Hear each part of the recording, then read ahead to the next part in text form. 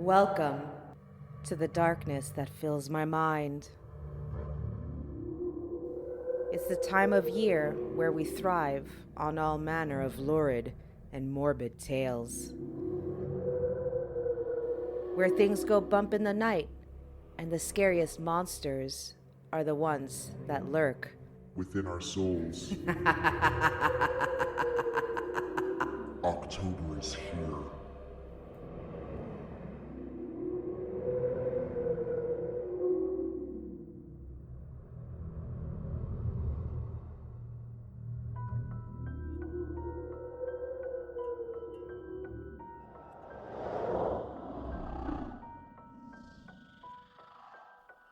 Welcome, my ghoulish fiends, to episode 3 of Beauty Unlock's October Madness episodes.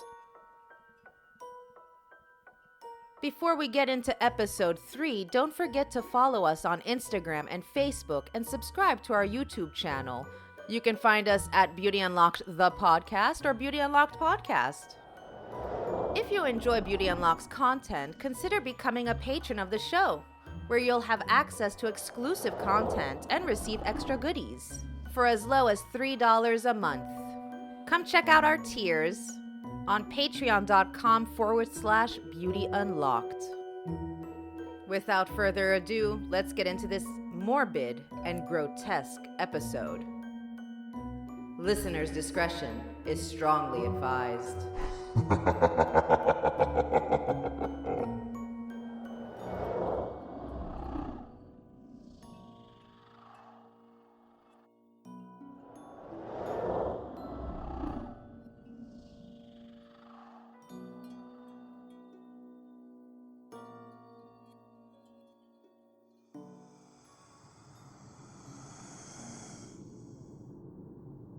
Tell, O Sicily and ye, the many islands of the sea, the judgments of God. Confess, O Genoa, what thou hast done, since we of Genoa and Venice are compelled to make God's chastisement manifest.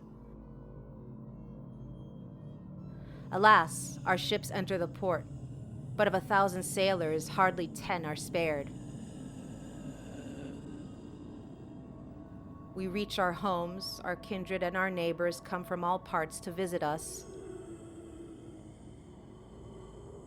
Woe to us, for we cast at them the darts of death. Whilst we spoke to them, whilst they embraced us and kissed us, we scattered the poison from our lips. Going back to their homes, they in turn soon infected their whole families, who in 3 days succumbed and were buried in one common grave.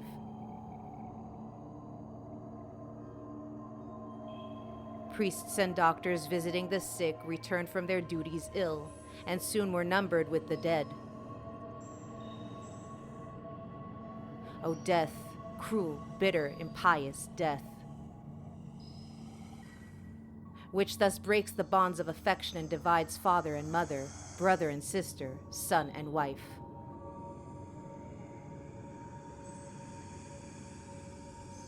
Lamenting our misery, we feared to fly, yet we dared not remain.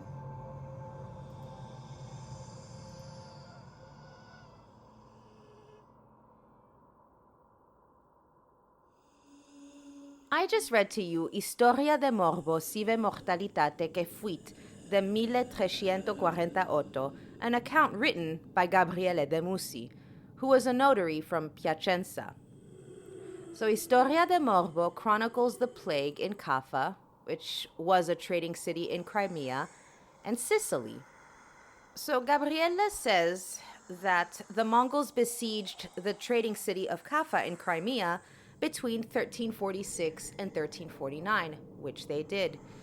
So, because the army remained in one place for so long, the Black Death, although it wasn't known as Black Death at the time, but we'll say the plague had time to spread from man to man, or should I say from infected flea from rodents to man. Doesn't matter, they didn't know it was infected fleas that gave plague. But okay. So since the enemy army, the Mongol army, was dying at an epic rate from plague, what did they decide to do? They decided to deliberately hurl the rotting corpses of the dead over the city walls, which in turn infected those people inside.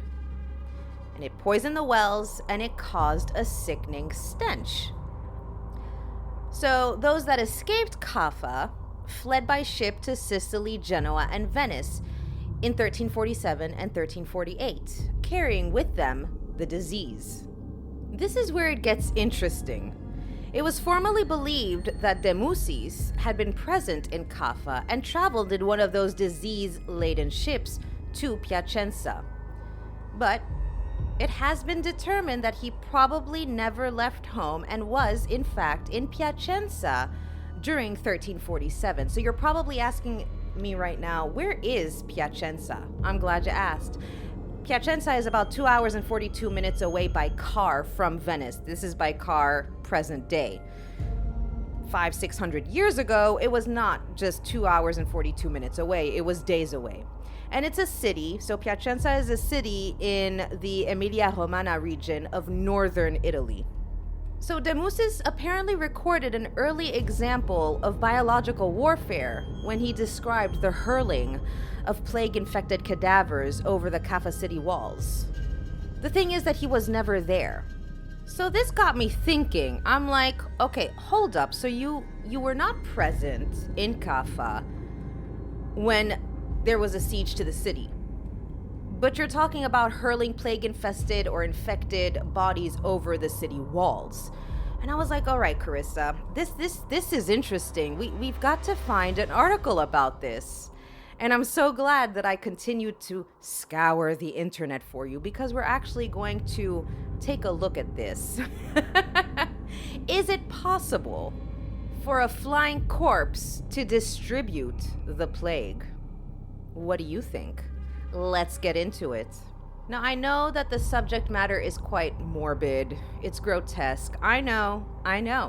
This is why I'll be making commentary along the way, because, to lighten it up. I don't want you guys to lose your breakfast or your lunch over this whole topic of imagining flying corpses. Oh, God.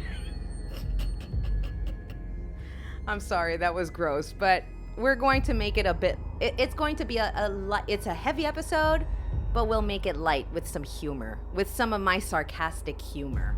Here we go. Also, if you are listening to this during breakfast, let me know what you are eating. And if you're listening to this during lunchtime or dinner time, let me know. Send me pictures. What are you having? I want to know what you're eating. So my mind started spiraling, and I was like, well, it is possible that armies that had catapults, if they had no ammunition, to call it ammunition, it wasn't ammunition, but if they didn't have anything to hurl at a certain point, when they're trying to penetrate walls and everything, it has been recorded in history that armies would fling feces, whether that was human or animal feces. They used to hurl that at walls. They used to hurl pottery, carcasses. So I was like, okay, it is possible that they could hurl plague-infested bodies over city walls. It's a possibility, right? But then I thought, let's be honest. Let's be real honest here. Let me put myself in a soldier's place. And I'm there, 14th century, I'm part of this Mongol army. And I'm there, everybody's dying around me, right? Because this is a long siege.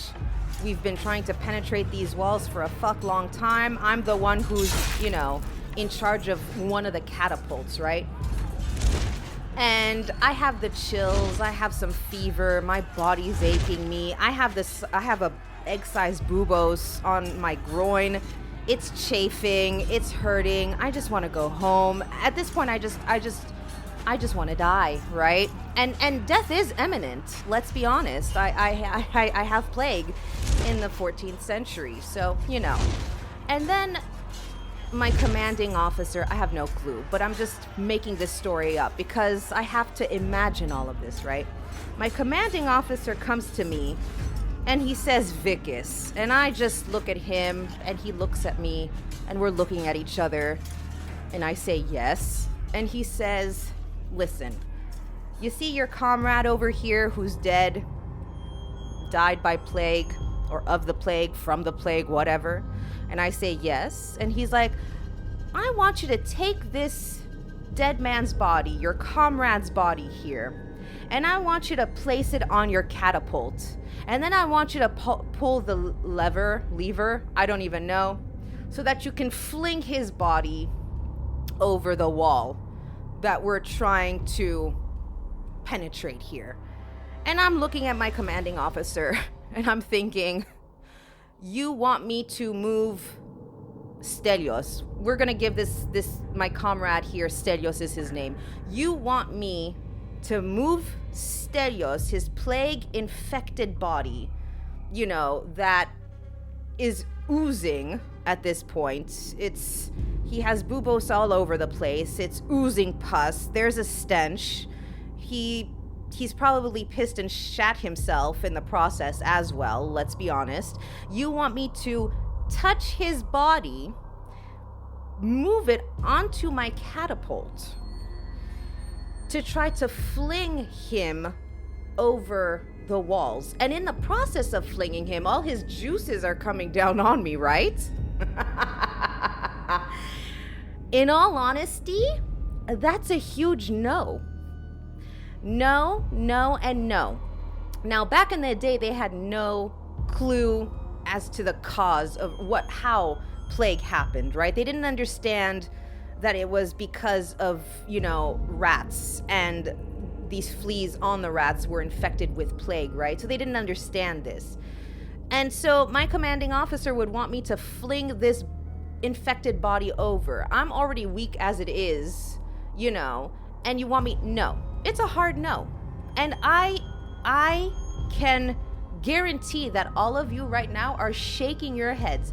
If your commanding officers came to you and said, I want you to fling Stelios's body over that wall, would you do it? You know you wouldn't. Now, let's say somebody comes up to me and says, Carissa, I'm going to give you $1 million. You have your catapult here. You have a plague, just a plague-ridden body right here. Take that plague-ridden body and put it on your catapult, and you're going to win $1 million. Now, anyone who has that kind of money just to give to someone by making them do a certain task, they're not going to make it easy. They're not going to give you a hazmat fucking suit, number one. No gloves, no masks, no nothing, right? We're talking about, it's like a Saw situation here. If you've ever seen the movie Saw and Jigsaw and everything, it's not going to be an easy task to get away, from this, right? So you're not going to have a hazmat suit. And I know for a fact, as much as I want $1 million, I rather say a hard pass to that $1 million because I'm not touching someone who just died of plague. So even 500-600 years ago, if my commanding officer said, if you don't do it, I will punish you, I'm going to look at him and say, excuse me, sir, I have plague, I'm going to die. Yannis, this other comrade right next to me, is going to die. Stelios is dead, we're all dying. You can flog me, you can whip me as much as you want. I am not fucking touching Stelios' dead, plague-ridden body over here, all right? And I know that none of you would do it too. As you can tell, I have a very vivid imagination. But then as I scoured the internet, I came across this article. And I was like, oh my goodness, this is an article right here. So I've already set the scene in your imagination, right? This article that I came across was an article on montana.edu, and it was written by Matthew J. Broughton, and it's called Catapulted Death. Can a Flying Corpse Distribute the Plague? Seriously, when I fell on this article, I felt like there was the voice of God and the angels were singing and they were like, this is the article for you. And I'm like, thank you so much. So Matthew starts his article by saying, in the 1340s, plague came to the Black Sea. In typical human fashion, blame was assigned to a convenient target: foreigners. Now, not much has changed since, right? The Genoese had an established counting house and trading port that processed the goods moving westward to the Mediterranean. There had long been a tense truce between the Genoese Christians and the local Mongols. As tensions rose, a fight broke out in a nearby town, and someone died in the tussle. The order was given to oust the Genoese. They were chased back to their stronghold at Kaffa and besieged by the Mongols. The Genoese had the sea to their backs, and the locals had no navy, so the siege failed and the encamped army dispersed. 2 years later, the siege was renewed, and that is when things got ugly. Matthew, I love the way you write. So, the Mongol troops living in the squalor of their makeshift encampment began to die in startling proportions of a resurgence of the plague. The army began to lose its resolve yet again. It was thought that the Genoese were safe and healthy in their stronghold, partly due to their religious beliefs, and the dying army was bitter for this. They wanted the enemy to see how horrible a fate had befallen them and hoped to transmit death inside the walls. All right, so before I continue with Matthew's article here, logically, if there is plague outside the city walls, chances are there is plague within the city walls. Because, as we mentioned, it's rodents that carry these infected fleas, right? So, if there's plague outside, there's plague inside. On with the article. Limited historical evidence suggests that the army used catapults to hurl their dead over the walls of the city upon the besieged residents, and this directly led to the spread of infection and the successful ousting of the Genoese. Fleeing Genoese who were able to leave by sea took the plague with them back to Italy. It is also proposed that this was the start of the Black Death of 1347 to 1350 in Europe. Could this have happened? Did the corpse missile work? Was this the start of germ biowarfare and the primary cause of the Black Death? I couldn't. I'm sorry. I had to do it that way. So sorry. When you're recording alone for so many hours, trust me, you get a little bit inside your head and you're just like, let's get a little bit kooky here. Let's read it like this. All right, back to the article. Several questions need to be addressed if this theory of how plague moved from the Black Sea to Italy is deemed credible. The first aspect of this question removes the importance of the rest of the argument. Were the Genoese healthy at the time of the plague outbreak around Kaffa?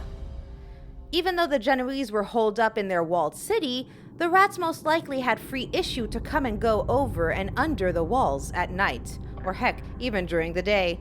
That's me putting that in. Catapults or not, if the plague was in the camps outside the walls, like I said, it was inside the walls as well. So the thoughts of the besieging army that those inside the walls were, well, wrong. When the siege began anew the second time, which probably coincided with the onset of the area plague, Genoese residents fled back to Italy by ship. All ships with food cargo had pests, and the likelihood that these cargo rats brought the plague to the ports of Italy seems high. Trade ships traveled the area all the time. If plague was in the shipping routes, it was destined for distribution by the commerce of trade, regardless of the events at Kaffa. Next, we come to the issue of who was going to hurl the bodies. Certainly not me, that's for sure. In medieval times, artillerymen were contractors. They were not slaves or conscripts, but valued employees. It was believed in that time that the disease was transmitted through the air around the dead and dying. No healthy soldier was going to voluntarily retrieve, haul, load, and fire a rotting corpse of his comrade, emitting all the putrid smells and fluids of the plague. This leads to the conclusion that this might have been a myth generated as part of the propaganda of warfare, which, this is me adding this, which still happens today, by the way, or the embellished memories of horrible days gone by, amplified by time. Not much has changed in 500, 600, 700 years, has it? We still use this kind of propaganda. Then comes the issue of whether a dead body can transmit plague. With our current understanding of the zoonotic cycle of bubonic plague transmission, it seems highly unlikely that dead bodies could vector plague. As the temperature of a corpse falls, fleas leave the body. If direct bite transmission for the fleas was to happen, the window of contagiousness would be small, as most or all of the fleas would have jumped ship. There is a chance that there was fluid transfer to those inside the walls. There is the possibility that the speed and force of impact of a flung body is enough to cause splatter. Estimates show that a 200-pound object could be thrown more than 100 yards. If a body strikes a stone wall or street at that high a speed, it is feasible that liquid amounts of bacteria could contact victims near the point of impact, and those given the task of removing and dumping the bodies back over the wall would certainly get quite messy. Undoubtedly, the rats found the scrapes of this mess tasty, and this would have helped to boost their population inside the walls, which would have had a great effect on the transmission of plague. Well, that portion of the article painted a yummy picture. So scrumptious. Maybe I should do like that warning I did in the previous episode. Warning, do not eat. Listener's discretion is strongly advised. You might lose your breakfast, your lunch, and your dinner, and what you had 10 years ago for lunch, for example, because we are going into details here. To conclude, did bodies fly through the air with the greatest of ease? Did these bodies start the Black Death of Europe? It seems unlikely that this is how things happened. Rats would have moved freely through the walled city of Kaffa, and the fleeing people probably took those rats with them in their ship's cargo. This most likely is how the plague came to the Genoese and to Italy, and ultimately the rest of Europe. So we have come to the end of Matthew's article, and the reason why I actually wanted to do this is because when I was researching all things plague related, I came through the same story, that the army was flinging bodies over, the city walls. And I'm like, I read this in scientific journals. I read it in 2-3 other places. And I was like, this is just a bit much, And I was like, is it possible? Is it a possibility? Absolutely it is. We weren't there 600-700 years ago, so we have no clue. But in all honesty, I'm going with Matthew here, thinking that no healthy soldier would have actually touched a putrid, rotting body of someone who just died of plague. Like, there's no way that they would want to take the risk. It's enough that all their comrades are dying around them. So it's highly, I'm agreeing here with Matthew. It's highly unlikely that a healthy soldier would want to touch a body that's just passed, from plague. So I will actually add the article, this Matthew's article, onto the show notes, but I'll also put in the other articles where I did find, this rhetoric of they flung bodies over the city walls, because I found it a lot. And of course, the thing is that they're using the contemporary account of Gabriele de Musi, who was not even there. So there you go. It goes to show you you can't just read one article and go by that one article. You have to read at least 10 to 15 articles, to make sure that what you're actually reading is credible, first of all. Whew. With all that being said, I do hope you enjoyed episode 3. I'll try to make sure that the next episode isn't as morbid. I mean, when we talk about the plague, it is morbid, grotesque. It's the plague after all. But I'll try to not make it as gross as this episode. Remember to tune in next week for our next October Madness episode. I'm Carissa Vickus, and I wish you all a very safe weekend.